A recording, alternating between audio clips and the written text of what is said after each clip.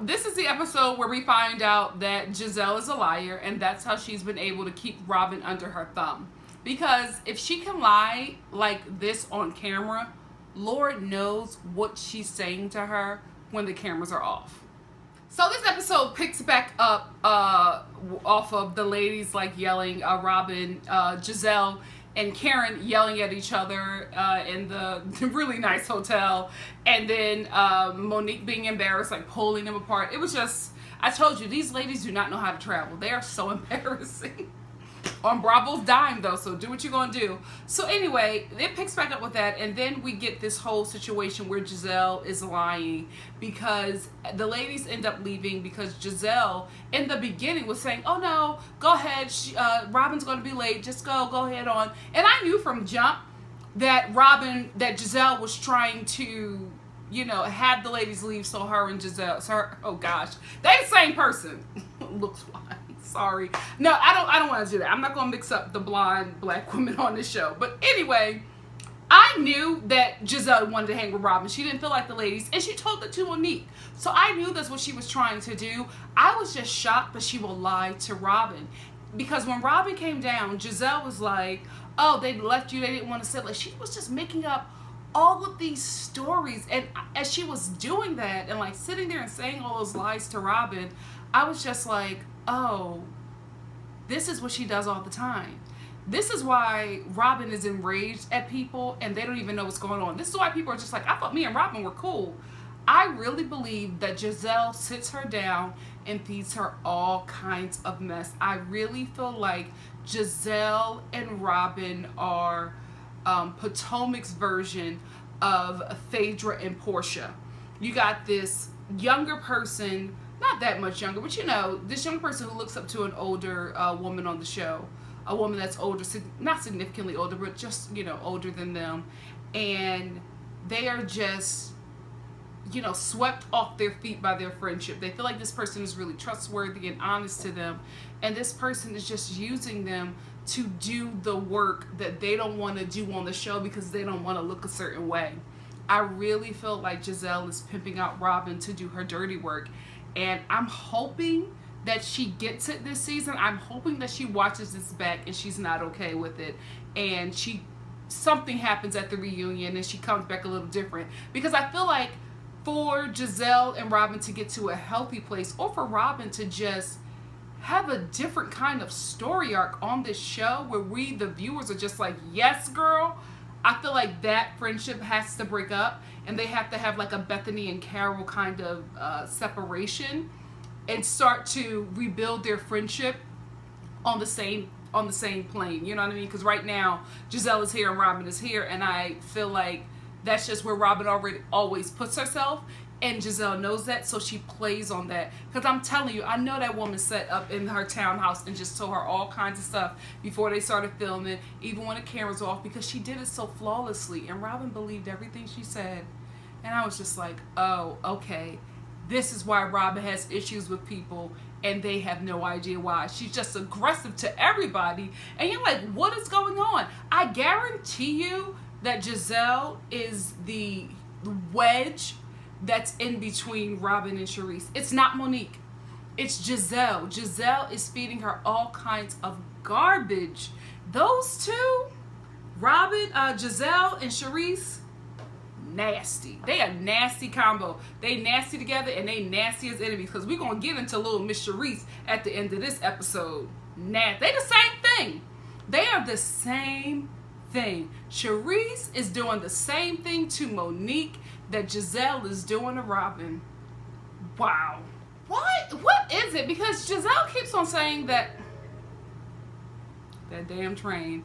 Giselle keeps on saying that her and Karen are friends, and I'm like, I don't think you guys are friends anymore, especially not on this season, because she picks on her every chance she gets. What Monique did was so sweet, to take Karen to this perfume store so that she can get ideas and inspiration, and, you know, just show her how it's made, because she's launching a perfume, right? Although we all know that Karen's like just got her name on it. We know Karen ain't doing all that work that lady is doing at in that perfume shop. But anyway, Giselle is just taking digs at her the whole time, and I just don't get it. I don't get it. I don't get it because she calls her friend. She said, oh, we're friends. We have this history. And I'm just like, I don't see Karen reciprocating that same kind of behavior. So it just looks like you're teasing her and, you know, middle-aged bullying her. You know what? It doesn't look good for Giselle. No matter what Karen did, it doesn't look good on Giselle. Oh, listen, I feel like because the ladies are not going to let this go, they're going to try to get Karen to reveal something hard about her life, since they are mentioning, you know, the struggles that they're dealing with. That's the problem. Karen isn't mentioning any struggles. She's not going in depth. Giselle is going in depth. Ashley is going in depth. Monique is going in depth as well. Charisse is not, because she's like a friend of the show, but she's in every freaking scene. Girl, did they just cut your check? I don't know. It's weird. Like, they cut your check, but you're still full-time. It's weird. I feel like Charisse got played. Anyway, and Robyn is opening up, but Karen is just making it seem like everything is okay, and I think that's the problem that the ladies are having with her. So they're just going to budge and budge and budge until she reveals something. But because, and Candace has opened up as well, but because Karen is not playing ball, they just don't, I don't know, I don't like it. It just doesn't look right. It doesn't look right, especially coming from Ashley, to ask Karen about her marriage, to like make jokes about her marriage and say things about her husband, and like try to, like in her confessional, making these comments about her marriage. And I'm like, Ashley, I don't think you should be saying anything. You know what I mean? I feel like if we're going to get a cast member in the show to like have Karen reveal the issues that she's having in her marriage, I don't think it should come from Ashley. You know what? You know what I mean? Like, Ashley and Robyn, stay out of this one. Well, you know, maybe because Robyn is doing a little bit better, but I'm just like, Ashley, you should not be the one. You know, you should not be spearheading this army, you know, towards Karen's marriage, because the thing about it is, when Karen flips back, or when anybody flips back and says anything about Ashley, she gets so hurt. And I'm just like, well, sweetie, you got a whole situation. You're not the one that should be talking. You need to be quiet. Whenever they bring up marriage, if I was you, I would be quiet as a church mouse at that table, because your marriage at this point is the dustiest. You know what I mean? I'm just like, you need to sit back, mind your business, and just worry about you and your corpse. You don't need to be worried about nobody else's situation, okay? Because Michael is playing you to death on this show. Like, sis, no shade. You just it don't look good on you chasing around this old dude who is constantly rejecting you and playing you, and just, it's sad. So stay out of people's marriage. You know what I mean? Mind your business when it comes to that. You can get messy about everything else, but I just feel like for your own safety, stay out of marriage conversations, because when people start shooting back, you get your feelings hurt. But they got the ammo, because the messiness of your marriage is right there. Okay, now I see what's going on, because then Ashley tries to start some mess with Charisse and Monique. So that lets me know that she's getting a little bonus to being the fire starter this season. She's not necessarily the bone carrier, because she's opening up about some hardships in her life as well.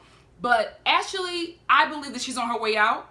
You know what I mean? Like, she can see the writing on the wall, okay? And I think that she's trying, out of her marriage. So I think that she's trying to secure her own bag.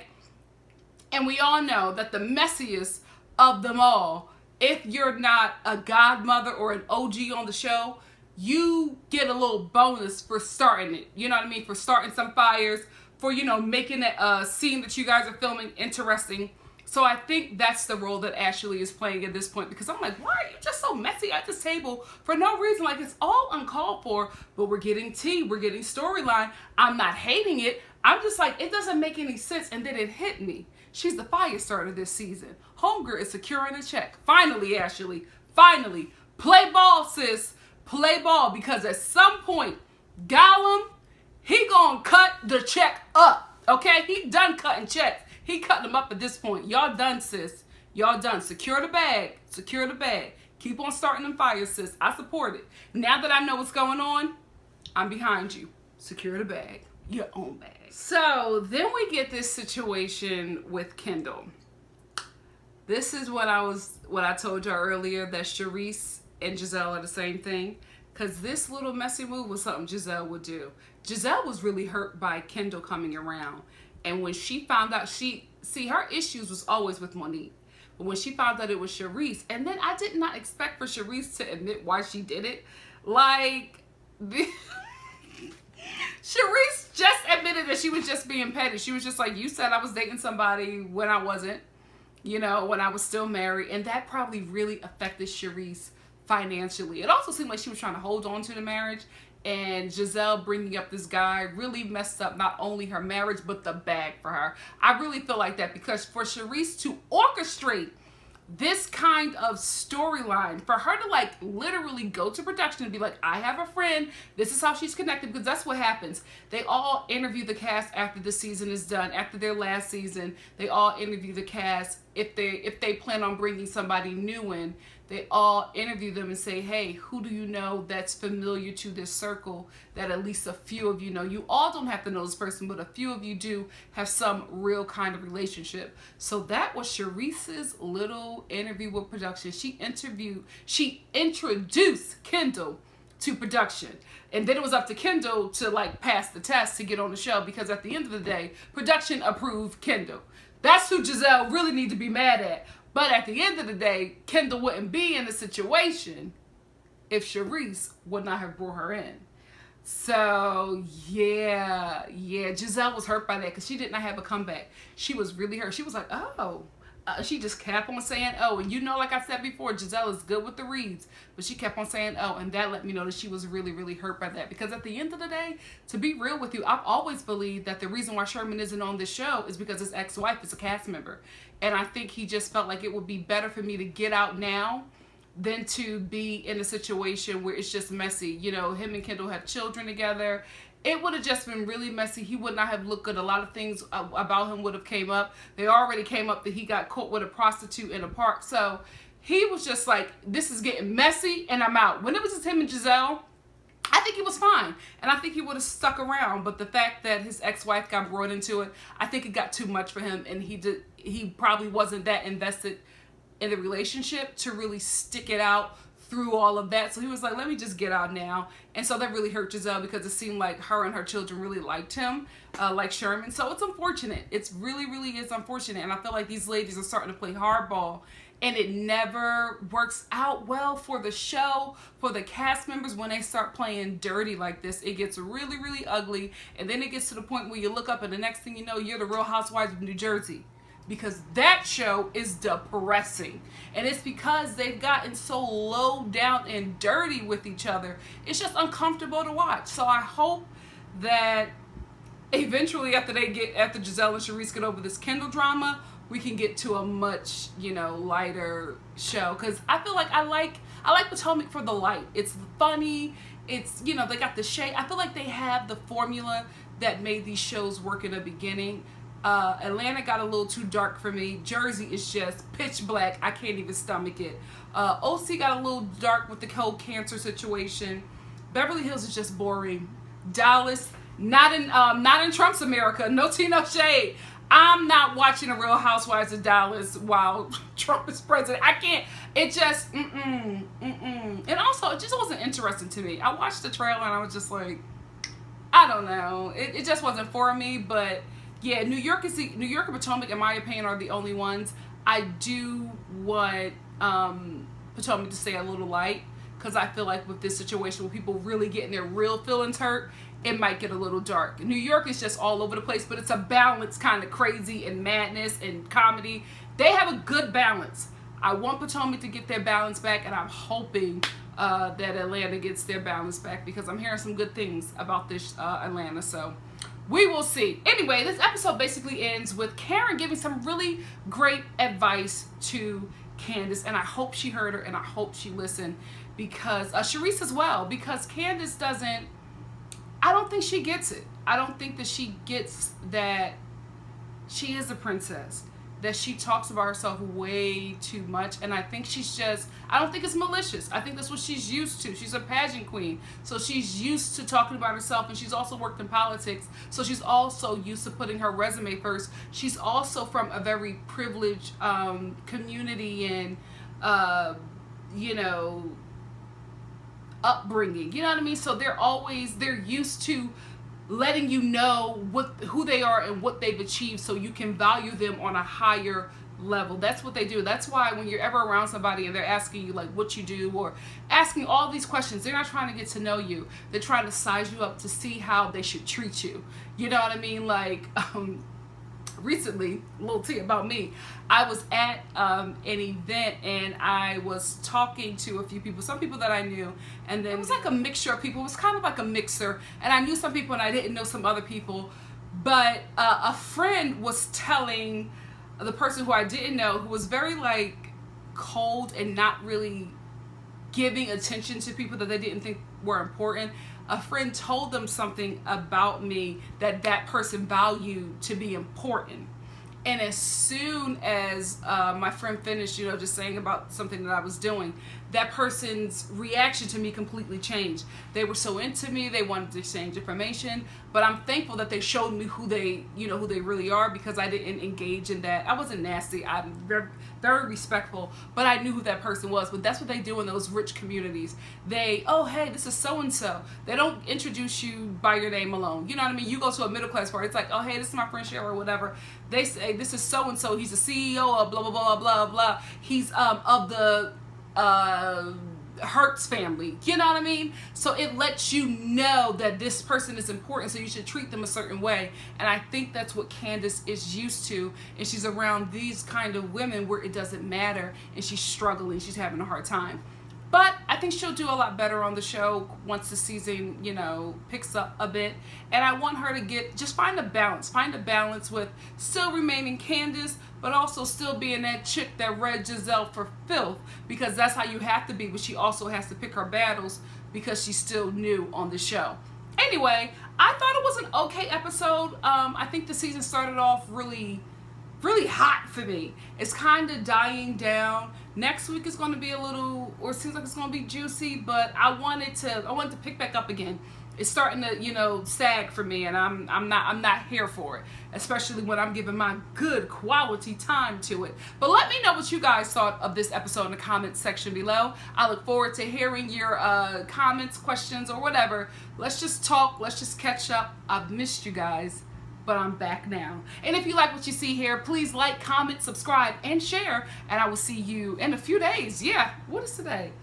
Thursday. So I'll see you Friday, Saturday, in like about 2.5 days for the Real Housewives of Potomac, because I'm going to try to get that up that night, because I don't have any plans Sunday night.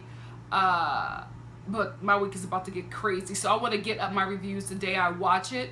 Normally I don't have time, but I have time on Sunday, so look out for this review late Sunday night or early Monday morning if you go to bed before whatever. I'm tired. I'm getting out of here. Love y'all. Bye.